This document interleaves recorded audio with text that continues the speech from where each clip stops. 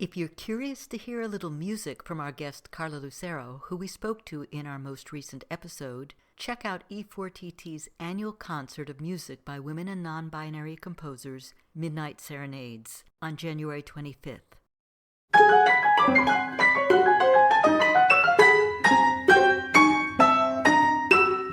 Welcome to For Good Measure, an interview series celebrating diverse composers and other creative artists, sponsored by a grant from the California Arts Council. I'm Nanette McGuinness, Artistic Executive Director of Ensemble for these times. In this week's episode, we continue our Da Capo Conversations, a mini-series where we'll be giving familiar segments a topical twist. Today we revisit Valerie Liu's and Novaa's perspectives on music and healing. Here's what Valerie Liu had to say. Yes, your inner self is who you really are on the inside. Your outer self is your physical body and how you relate to others. Like you can have many roles like teacher, student, parent, child, husband, wife, friend, etc. But that is just an aspect of you. Your inner self deals with feelings, emotions, intuition, spirituality, beliefs, fantasies, desire, and purpose. I like composing because music can help me express my inner self.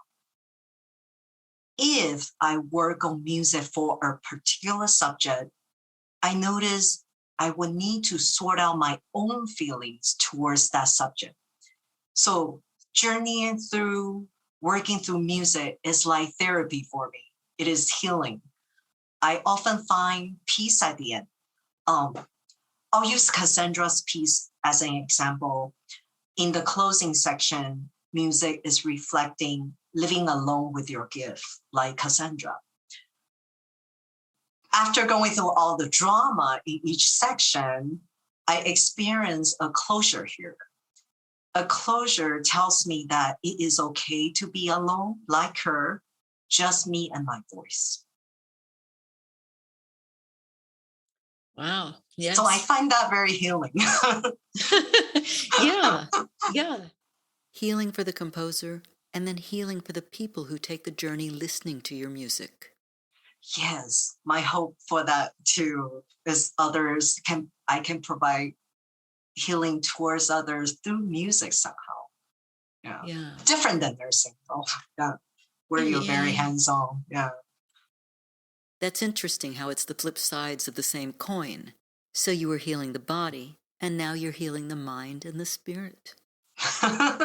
Here's what Novaa had to say.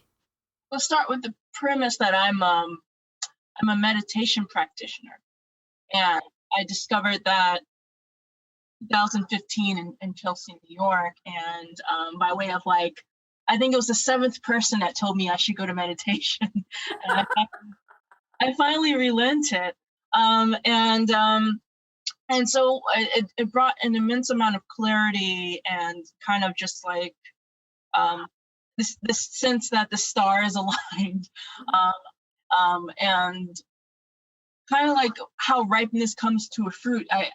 I don't know how it happened, but it did happen. And so this clarity and this idea of being present, particularly my practice is Zen Buddhism meditation. And I wanted to bring that into my music practice. So I would say I have two separate practices. One is more of a composer performer, neoclassical or avant-garde classical type music, to be enjoyed for entertainment purposes.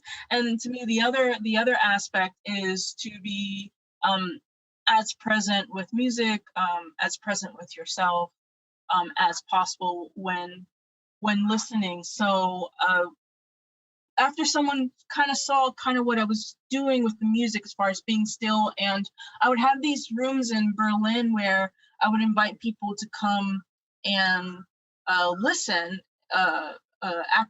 actively listen.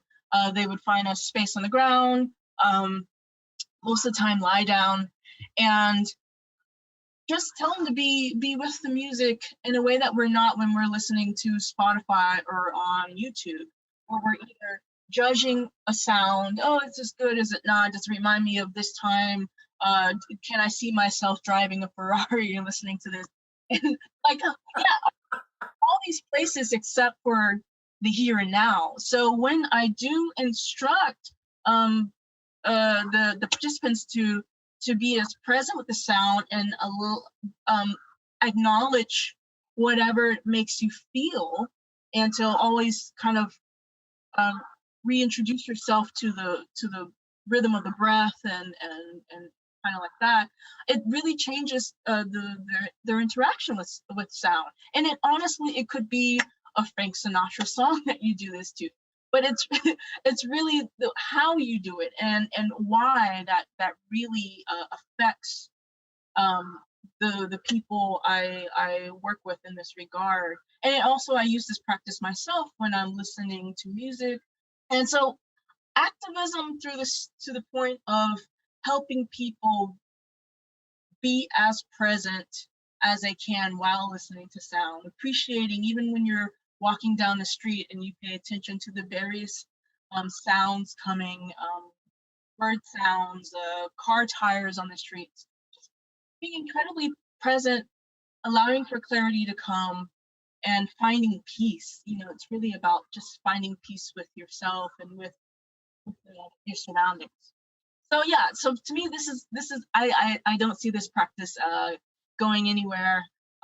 It's something I want to expand and invite people to do this. And also what I love about this particular practice of kind of active listening or sound healing is that it can be done anywhere, any place, at any time, honestly, by anyone. The way that people focus on the sensations of the breath while they're meditating, to me, you can do that with sound. And it can be from music to just a sound coming from the room or outside of a space, outside of a building or something like that.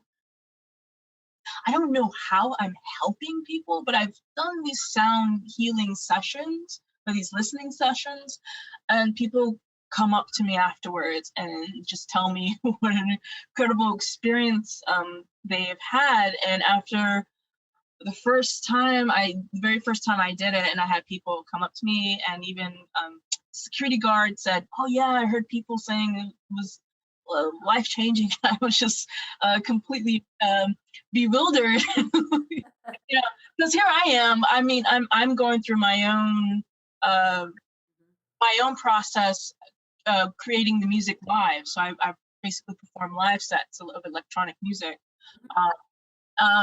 and just that people come with this awareness.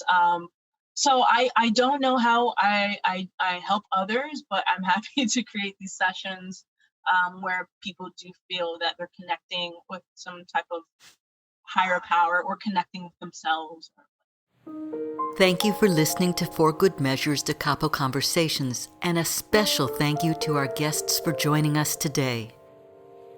If you enjoyed this episode, please subscribe to our podcast by clicking on the subscribe button, and support us by sharing it with your friends, posting about it on social media, and leaving us a rating and a review.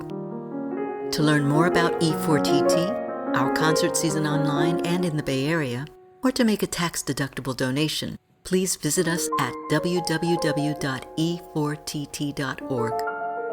This podcast is made possible in part by a grant from the California Arts Council and generous donors like you. For Good Measures produced by Nanette McGuinness and Ensemble for These Times, and designed by Brennan Stokes, with special thanks to co-producer and audio engineer Stephanie M. Neumann. Remember to keep supporting equity in the arts, and tune in next week for Good Measure.